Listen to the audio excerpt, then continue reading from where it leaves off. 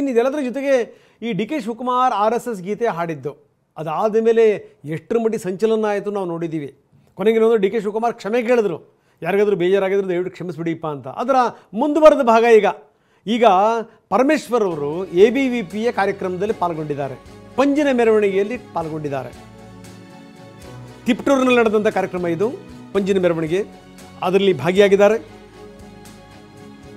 ಇದೀಗ ದೊಡ್ಡ ಚರ್ಚೆಗೆ ಗ್ರಾಸವಾಗಿದೆ. ಕಾಂಗ್ರೆಸ್ನಲ್ಲೇ ಈ ಚರ್ಚೆ ನಡೀತಾ ಇದೆ.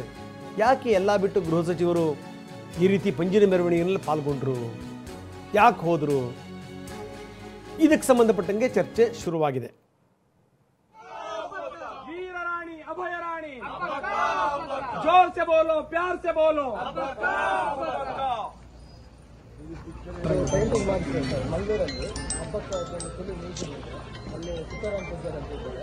ಅವರು ಎಲ್ಲ ರಾಷ್ಟ್ರದೆಲ್ಲ ನ್ಯಾಷನಲ್ ಸೈಂಟಿಸ್ಟ್ ಅಂತ ಒಂದು ಅವರಿಗೆ ಪರಿಕಲ್ಪನೆ ಕೊಡ್ತಾರೆ. ಹಬ್ಬಕ್ಕೆ 1500 ವರ್ಷದಲ್ಲಿ ಈ ರೀತಿ ನೀವು ಇಲ್ಲ, ಅವರಿಗೆ ಮೂರ್ತಿ ಪಿಕ್ಚರು ಇವೆಲ್ಲ ಏನೂ ಇಲ್ಲ ಸರ್. ಅದೇ ಅದಕ್ಕೆ ಅವರೊಂದು ಪರಿಕಲ್ಪನೆ ಮೇಲೆ ಆರ್ಟಿಸ್ಟ್ಗಳು ಬಿಡಿಸಿ ಚಿತ್ರದಲ್ಲಿ ಈ ಚಿತ್ರವನ್ನು ಅಲ್ಲಿ ಇದು ನೋಡಿ, ರಾಣಿ ಅಬ್ಬಕ್ಕನ ಬಗ್ಗೆ ಘೋಷಣೆಗಳು ಮೊಳಗ್ತಾ ಇವೆ. ರಾಣಿ ಅಬ್ಬಕ್ಕನ ಬಗ್ಗೆ ಹೇಳಿದಂಥ ಸಂದರ್ಭದಲ್ಲಿ ಮಂತ್ರಿಗಳು ಕೂಡ ಸ್ಪಂದಿಸ್ತಾ ಇದ್ದಾರೆ. ಅಂದರೆ ಇವರು ಯಾವುದೇ ವ್ಯಾಪ್ತಿಗೆ ಬರೆದಿರುವಂಥವ್ರು ಅಂತಂದರೆ ಇವರೆಲ್ಲರಿಗೂ ಕೂಡ ಸಲ್ಲುವಂಥವ್ರು ಅನ್ನೋ ರೀತಿಯಲ್ಲಿ.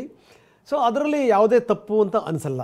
ಆದರೆ ಇವತ್ತು ಆಗ್ತಿರುವಂಥ ಬೆಳವಣಿಗೆಗಳಿದಾವಲ್ಲ, ಸೂಕ್ಷ್ಮ ಬೆಳವಣಿಗೆಗಳು, ಒಬ್ಬ ನಾಯಕ ಇನ್ನೊಂದು ವಿಚಾರಧಾರೆ ಎದುರುಗಡೆ ಗುರ್ತಿಸ್ಕೊಳ್ಳಂಗೆ ಇಲ್ಲ ಅನ್ನುವಂಥ ಒಂದು ಮನೋಭಾವನೆ ಬಂದುಬಿಟ್ಟಿದೆಯಲ್ಲ, ಇದು ಡಿ ಕೆ ಶಿವಕುಮಾರ್ ಹೇಳಿದ್ದೇನು, ನನಗೆ RSS ಗೀತೆ ಗೊತ್ತು, ನನಗೆ ಗೊತ್ತು, ಆದರೆ ನಿಮ್ಮ ಥರ ನಾವು ಸಣ್ಣ ರಾಜಕಾರಣ ಮಾಡಲ್ಲ ಅಂತಲೂ ಕೂಡ ಸೇರಿಸಿದ್ರು. ಅದು ಯಾವುದು ಕೂಡ ಬರಲ್ಲ.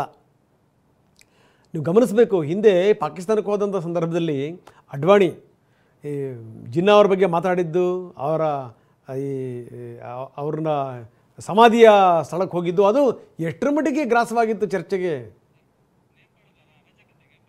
ಸೊ ಇದು ಈಗ ಡಿ ಕೆ ಶಿವಕುಮಾರ್ದಾಯಿತು. ಡಿ ಕೆ ಶಿವಕುಮಾರ್ದಾದಮೇಲೆ ಈಗ ಹೋಮ್ ಮಿನಿಸ್ಟರ್ ಸರದಿ. ನೋಡೋಣ ಇದನ್ನು ಯಾವ್ಯಾವ ಅವಾಂತರಗಳನ್ನು ಸೃಷ್ಟಿ ಮಾಡುತ್ತೆ.